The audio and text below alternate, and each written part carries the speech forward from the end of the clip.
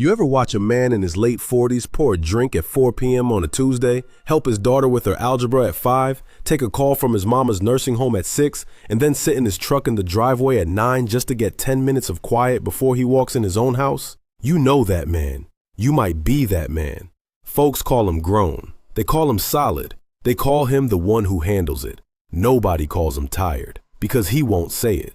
I'm Franklin, and today we're talking about a very specific stretch of black men nobody really studies on purpose. The brothers born between 1973 and 1980. The late Gen X cats. Not the older Gen X who remember Reagan getting elected. Not the millennials who remember 9/11 in middle school. The ones in between. The ones who turned 5 right when crack hit, turned 10 when the bodies started piling up, and turned 16 when the federal prison population had already multiplied several times over.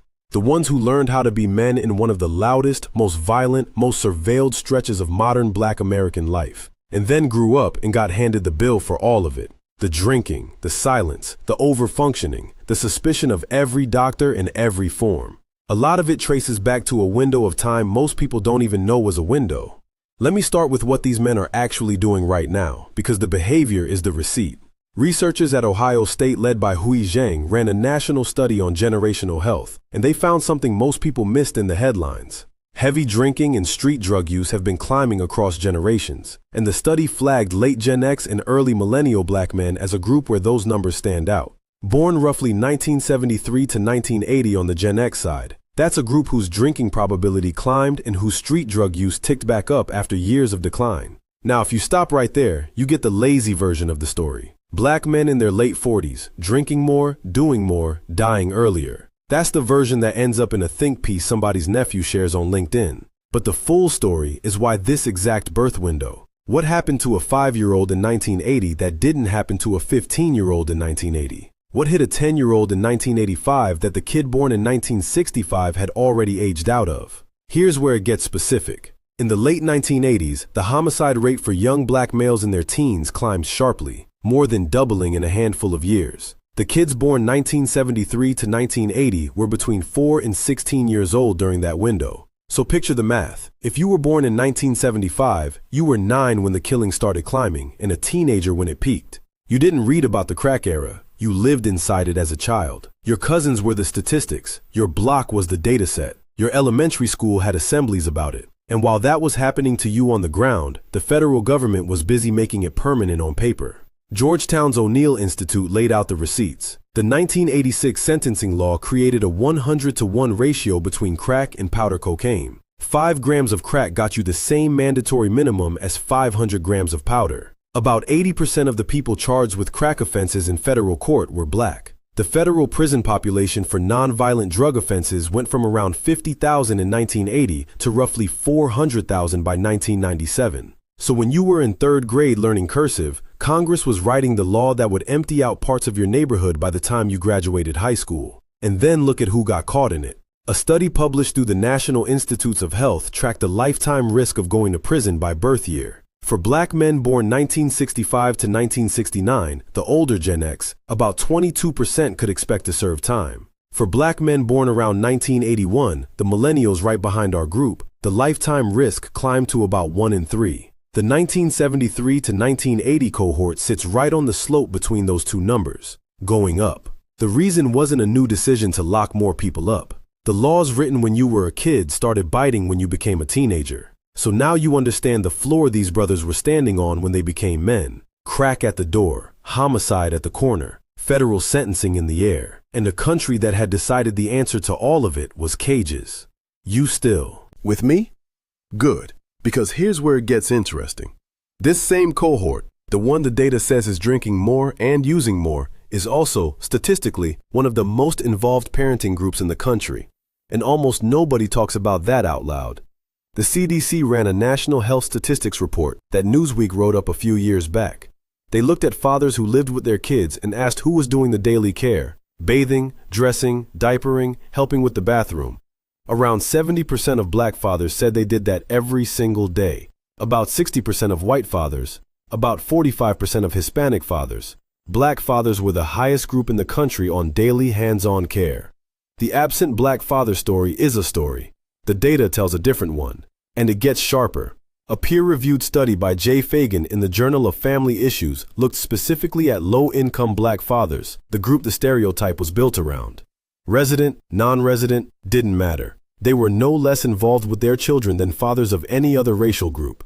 So what does that mean for the man we're talking about? The brother born in 1976? It means he's drinking on Tuesday and helping with algebra on Tuesday. Both things. He's the one who showed up. He's the one who decided whatever happened in his house growing up, whether his daddy was there or wasn't, whether his daddy was working 3 jobs or locked up or just checked out, he was going to be different. And he is. He just doesn't get a parade for it. He gets a Newsweek headline every 5 years saying the myth isn't real, and then everybody goes back to acting like it is. And here's the part nobody connects. The overfunctioning at home is part of the same nervous system that produces the drinking. You don't get one without the other in a lot of these men. The vigilance that makes you a present father is the same vigilance that won't let you sit still on a Saturday. The control that keeps you sober at your kid's recital is the same control that needs 2 drinks to come down off at night. The job that lets you afford the house is the same job that's been telling you for 20 years that you're lucky to have it. Speaking of the job, let me talk about the money, because this is where the story gets really uncomfortable. The Federal Reserve Bank of Minneapolis put out a report in 2024 on the income gap for black workers. They looked at W-2 earnings, actual paychecks, not surveys. In 2019, the median black man was earning about 62% of what the median white man was earning, 62 cents on the dollar. And the gap between 2009 and 2019 actually got wider at most income levels. Black men were the only male group in the country whose earnings fell relative to white men over that decade. Not stayed flat, fell. Now think about who was working through that decade. The 1973 to 1980 cohort, the brothers who were 29 to 36 years old in 2009 and 39 to 46 in 2019, the prime earning years of their lives, the years when other groups were compounding raises, building equity, getting promotions. This group was watching their relative position get worse. The reason wasn't laziness. The structure of work in America shifted and they were the ones holding the short end. And while that was happening, something else was happening at the same time. And this is where you start to feel the weight on the man's shoulders. A study using the CDC's Behavioral Risk Factor Surveillance System found that roughly 31% of Gen X are sandwich generation caregivers. That means they're taking care of a parent and a child at the same time, compared to about 6% of baby boomers, 5 times the rate. And the same study found Gen X caregivers report higher mental distress than the boomer caregivers did. More anxiety, more frequent bad mental health days. So the man born in 1976 is paying for his kids' braces and his mama's blood pressure pills out of the same check. The check that's been losing ground for 10 years. And nobody asks him how he's doing, because he's the one who handles it. You see how the picture starts to fill in? You see why the drinking is going up? Now here's the thing. You'd think a man under that much pressure would go talk to somebody, get a therapist, get on a medication, get into a men's group, something. He doesn't. And the research says he doesn't, in numbers. A 2023 study by Coleman Karumba and her colleagues looked at black men and mental health help seeking. Black men seek mental health care at significantly lower rates than white adults. The drivers they found were the things you already know if you grew up around these men. Self-reliance, emotional control, the idea that asking for help is what other people do. And it gets deeper. Research out of the National Survey of American Life found that black men can have lower diagnosed rates of some anxiety and mood disorders than some other groups. But when they do have one, the chronicity is higher, it lasts longer, and the treatment utilization is lower. The difference is duration. They carry it longer and get less help when they finally name it. Put that together. A man who came up under crack-era violence, watched the federal system gear up to swallow his cohort, hit his earning years and watched the gap widen, picked up his mama's care and his kids' care at the same time, and learned from everything around him that the move is to handle it yourself. That's the man drinking on Tuesday.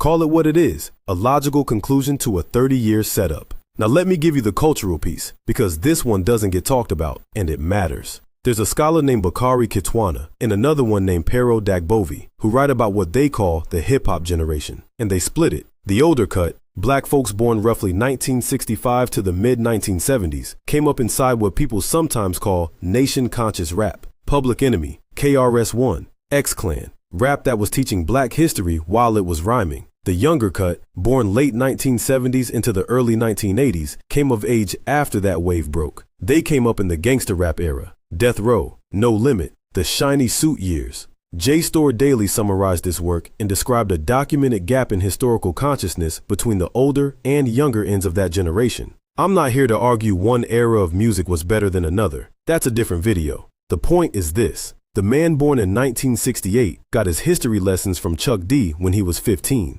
The man born in 1978 got his worldview from a different set of records when he was 15. Same neighborhood, same parents sometimes, different curriculum on the radio. And it shows up later in life in how the two men interpret what happened to them. The older brother is more likely to frame his life as a political condition. The younger one is more likely to frame it as a personal hustle that didn't pay off. Same conditions, two different mirrors. That matters because the way you tell the story of your own life determines what you do with the pain. If your pain is a political condition, you might organize, you might write, you might call somebody. If your pain is just your personal hustle not paying off, you sit with it alone and you pour a drink. So now stack it all together one more time because I want you to see the man whole. He's between 44 and 51 years old right now. He was a small child during the worst of the crack violence. He was a teenager when the federal prison machine got built around his cohort. He came into the workforce just in time for the gap to widen against him. He's raising his kids more hands-on than the stereotype says.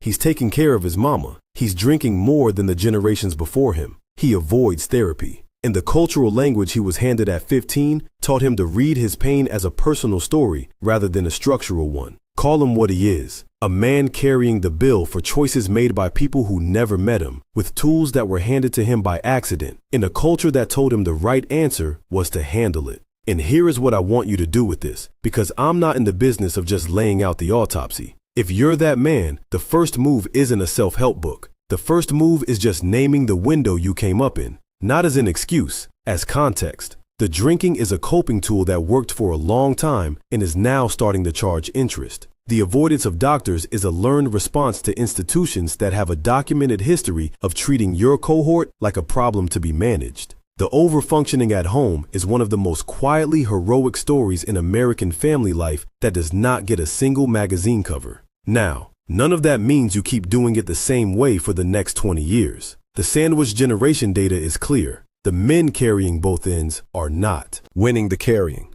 They're getting sicker doing it. So the work, if you're going to do any work, is the work of letting one or two things go. Telling one person the truth about what your week actually looks like. Going to one appointment you've been putting off.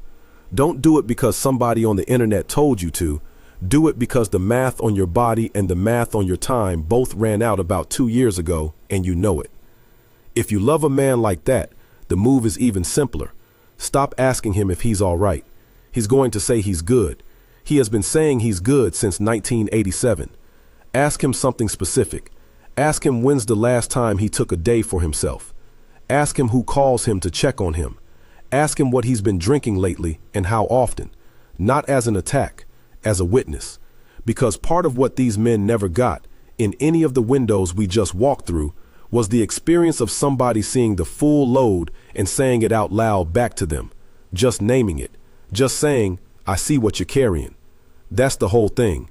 The drinking, the silence, the parenting, the working, the carrying, the not asking.